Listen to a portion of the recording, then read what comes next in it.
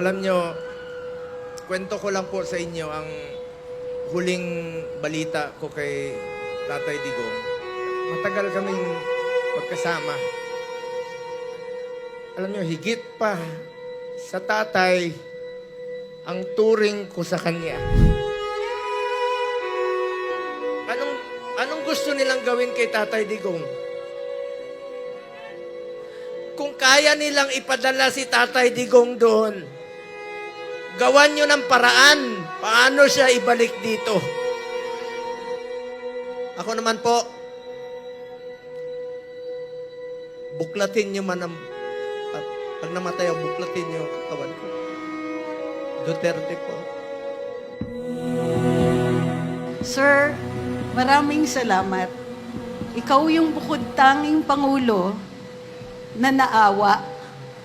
Naawa ka dun sa presyo ng bigas na hindi maabot ng ordinaryong mamamayan.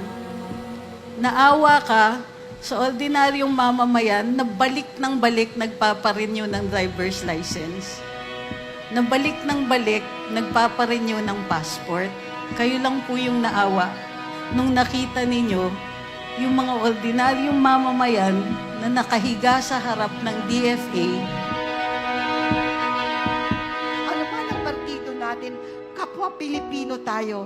Iisa lang ang ating bandila. Iisa lang ang nagwawagayway na bandila natin. Nag-iisa ang Pilipinas.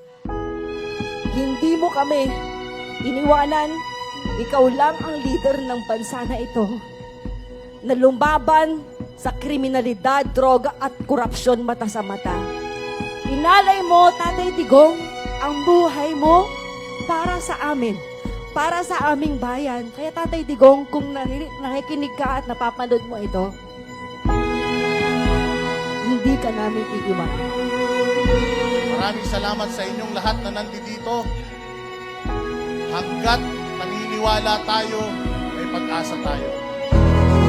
Dalangin po tayo! Kaya ang ating prayer for Tatay Digong is, bring him home! Bring him home! Bring him home! Bring him home! Bring him home! Bring him home! Bring him. Mahal na mahal ka namin, kahit nag-iisa ka dyan, sana maisip mo, milyong-milyong Pilipino ang lumuluha, milyong-milyong Pilipino ang nagmamahal sa'yo.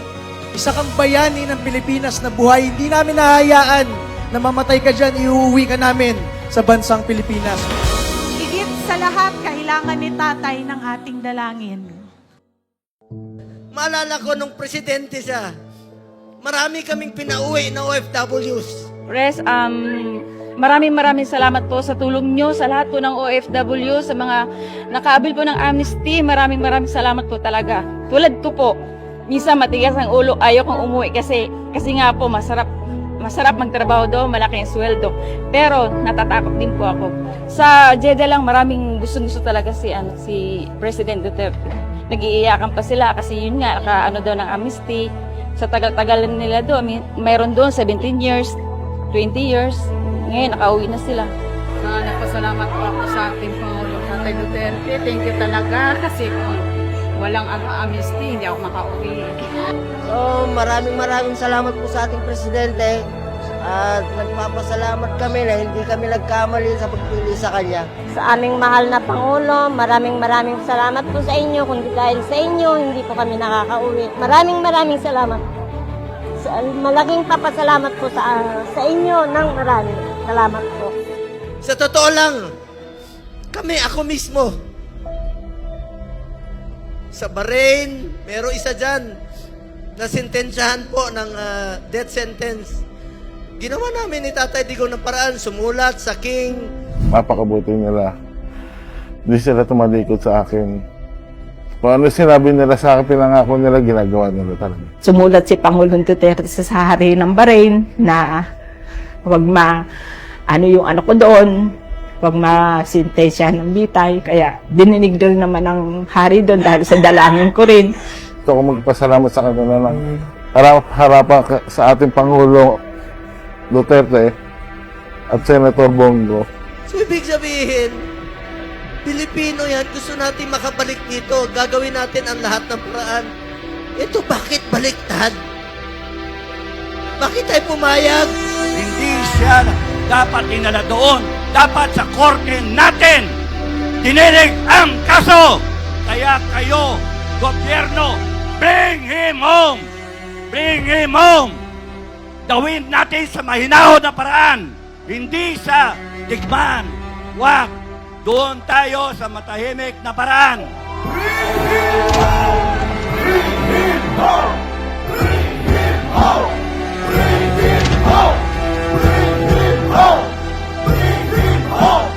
Bring him home! Tatay Digong, maraming salamat sa pagtulong mo sa akin from work! Mahal na mahal ko po si Tatay Digong noong panahon hanggang ngayon. Maraming salamat po. Kaya, Duterte!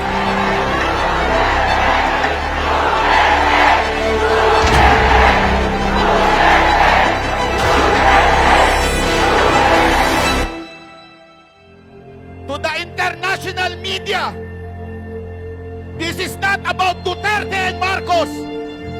This is not about America, US, Japan. No! This is about humanity. Nasa world stage si Pangulong Duterte ngayon.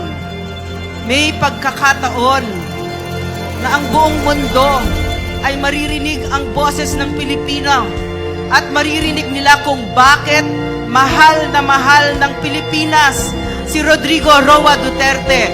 And I tell you, Filipino people, itong labang to, hindi abogado ang magpapanalo rito. Taong bayan kayo ang magpapanalo rito! Pero tama po si Atty. Vic. Pagkatapos ng iyak na yan, kailangan nating kumilos sa legal at mapayapang paraan. Ako po'y nakikiusap sa inyo na kahit kayo'y galit na, kahit kayo'y nanggigigilan ng gusto dyan, dahil sa inustisya na ginagawa nila, ako pa rin na nakikiusap sa inyo. I am appealing for your sobriety. Sana kalma lang tayo. Huwag tayo gumawa ng dahas. Nakikiusap po ako, manghinahon po tayo. Huwag po tayo gumawa ng bagay na ibabalik sa atin. Mga Pilipino, magkaisa po tayo para kay Tatay Digong. Importante muna ang kalusugan, kaligtasan, at kalayaan ni Tatay Digong. Alam na alam niya na gaano natin siya kamahal. Buong Pilipinas po, nangungulila. Dasal tayo. Duterte! Duterte! Duterte! Duterte!